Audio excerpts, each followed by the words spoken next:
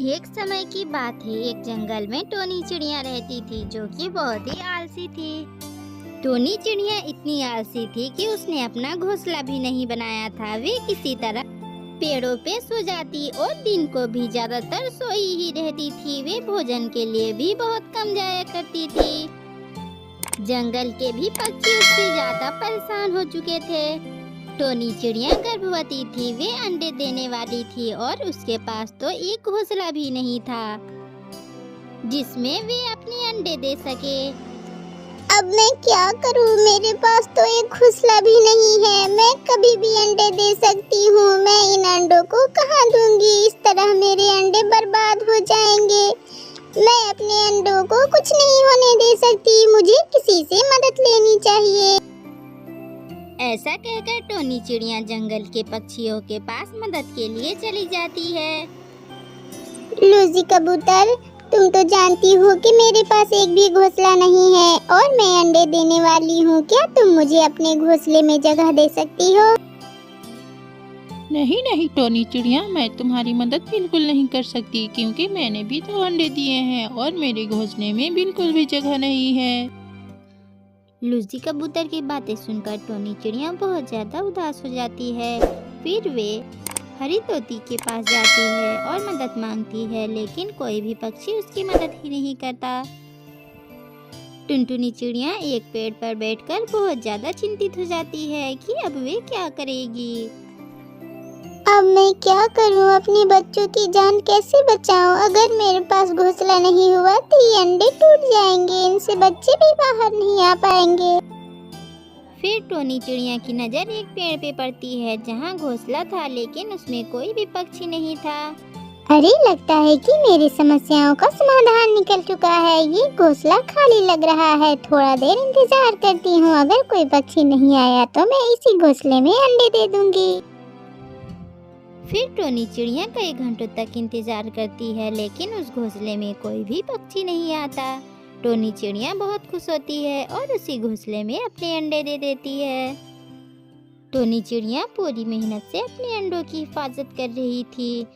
2 दिन बीत जाते हैं। टोनी चिड़िया को काफी प्यास लगती है। वे नदी के पास पानी पीने चली जाती है।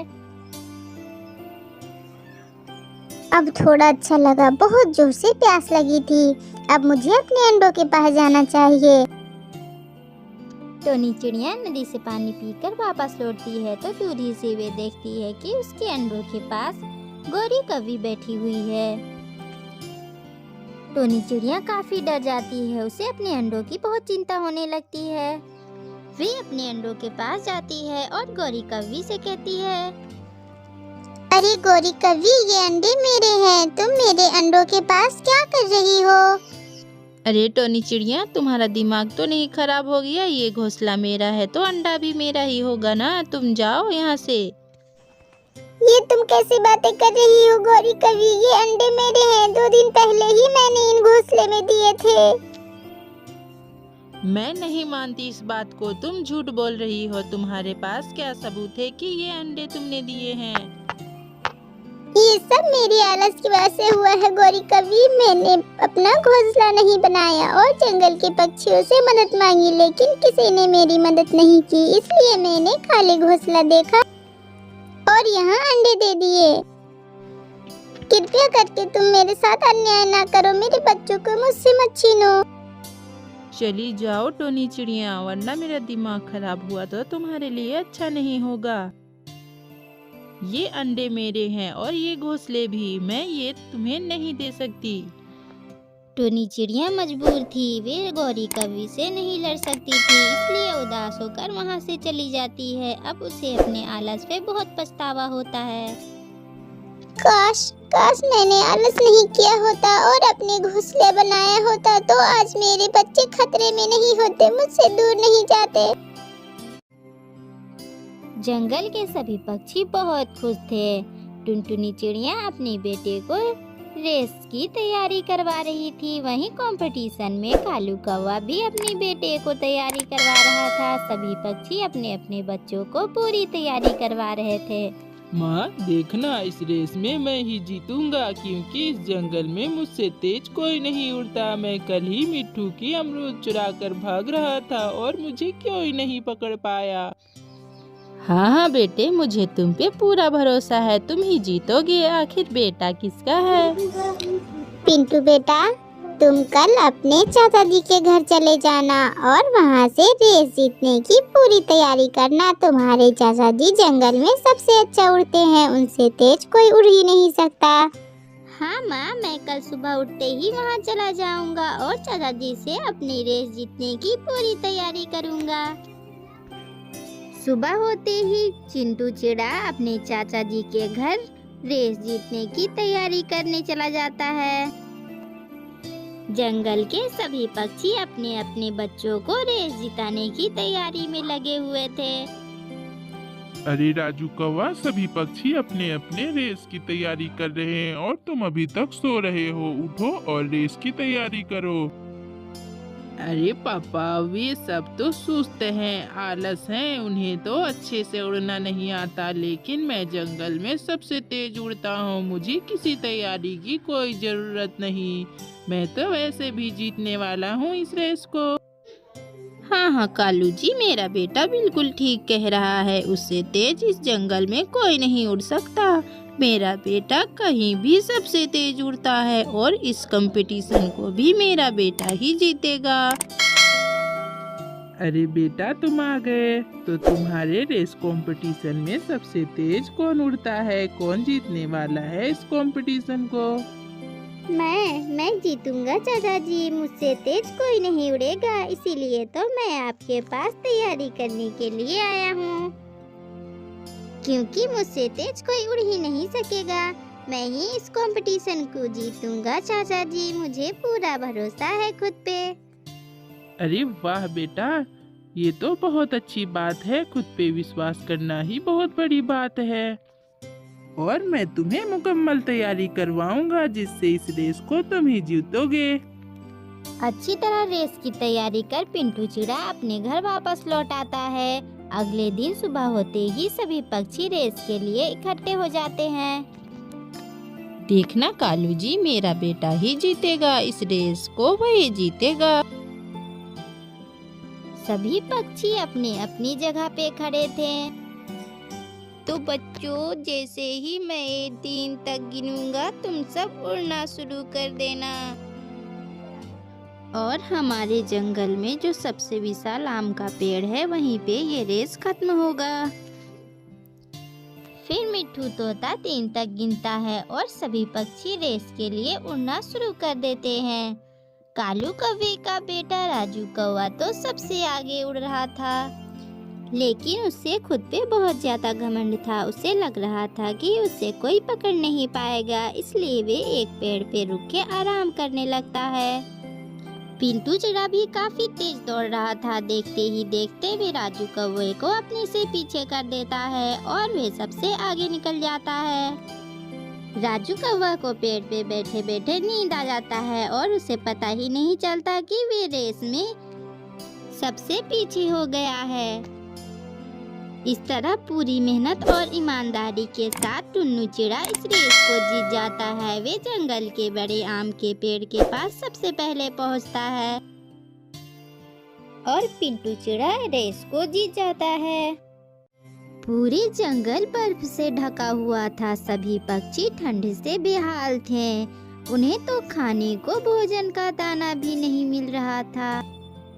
टुनटुनी चिड़िया जंगल में भोजन ढूंढने निकलती है। काफी ढूंढने के बाद उसे भोजन के कुछ दाने दिखाई देते हैं, जो कि बर्फ से ढके हुए थे।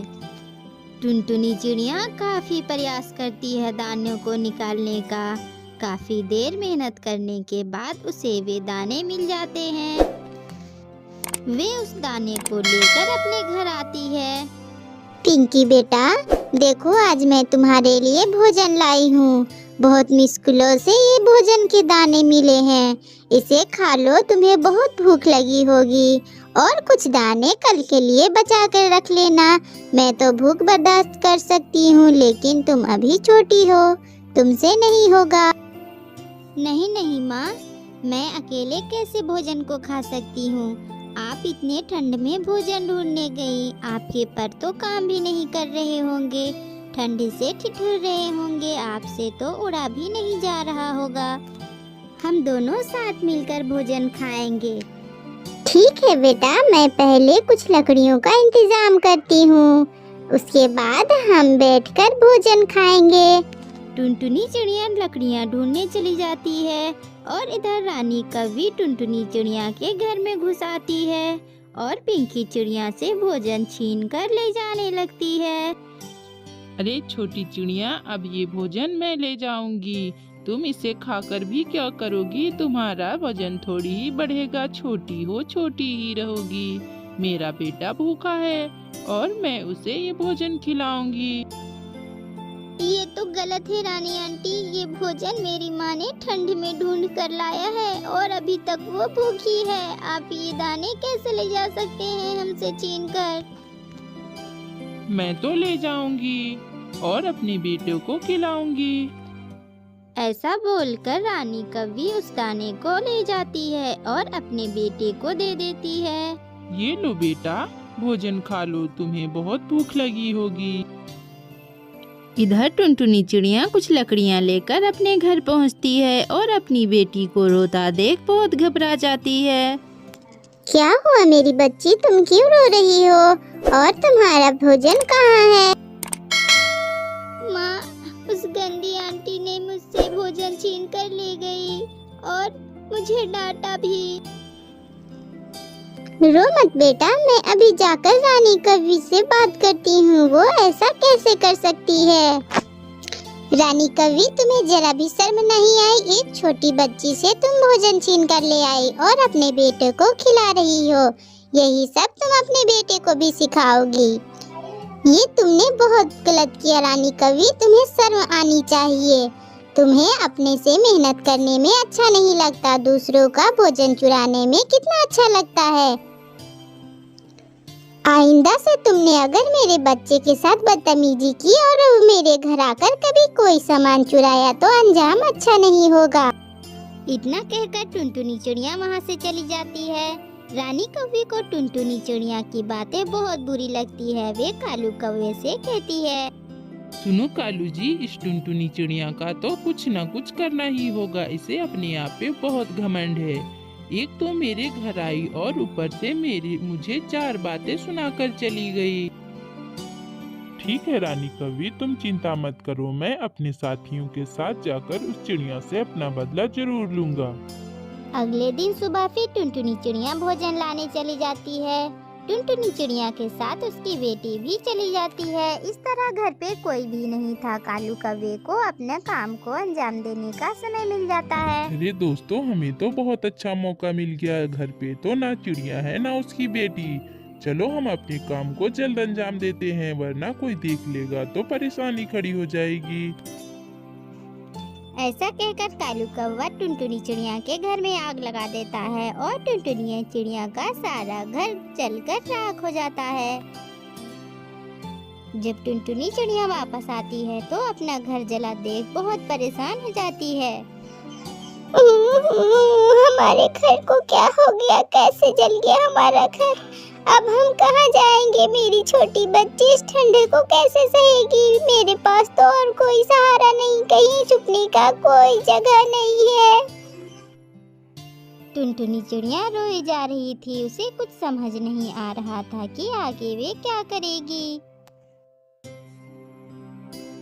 शाम होने वाली थी। टुनटुनी चिड़िया अपनी बेटी को लेकर जंगल में छिपने का कोई जगह ढूंढने लगती है।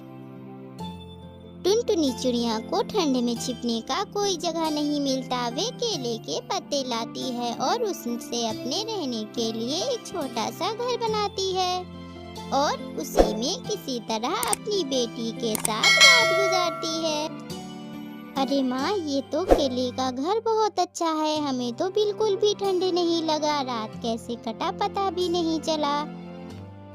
आप घर की चिंता मत करो मम्मा, ये घर हमारे लिए बहुत अच्छा है और हम इसमें खुशी खुशी रह सकते हैं।